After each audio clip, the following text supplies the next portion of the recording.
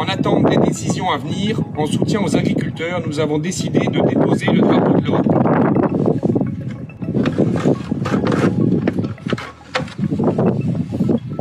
Le drapeau européen n'a pas la cote en ce moment.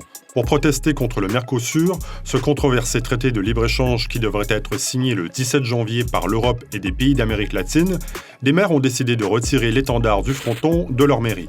Dans le Finistère, les Vosges, le Vaucluse ou encore en Normandie, ce genre d'initiatives spontanées se multiplie depuis le début de l'année, surtout dans de petites communes rurales, mais aussi dans des villes comme Valence ou Morlaix.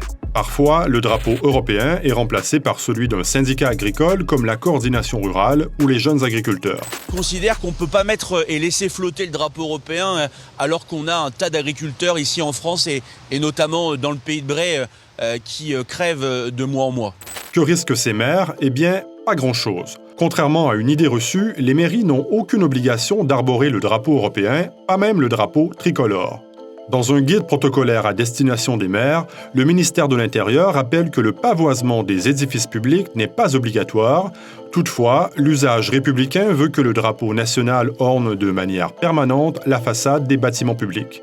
Il y a une seule exception, le 9 mai, journée de l'Europe, lors de laquelle le drapeau aux 12 étoiles doit être affiché par tous les édifices publics. En mai 2023, l'Assemblée nationale s'était penchée sur une proposition de loi visant à rendre obligatoire son pavoisement dans les communes de plus de 1500 habitants, ce qui avait donné lieu à de vifs débats, certains trouvant même l'idée ridicule.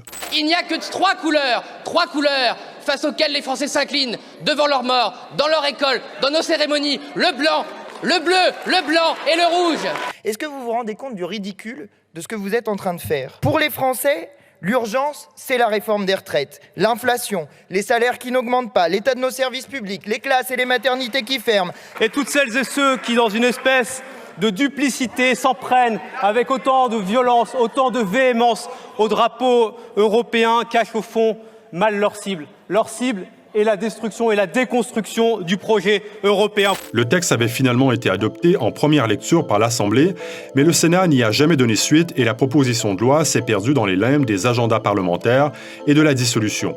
Cela dit, remplacer le drapeau européen par d'autres étendards, comme ceux de syndicats agricoles, pourrait valoir des ennuis aux communes qui sont contraintes à une obligation de neutralité du service public. En cas de non-respect de ce principe, l'amende s'élève à une astreinte de 150 € par jour.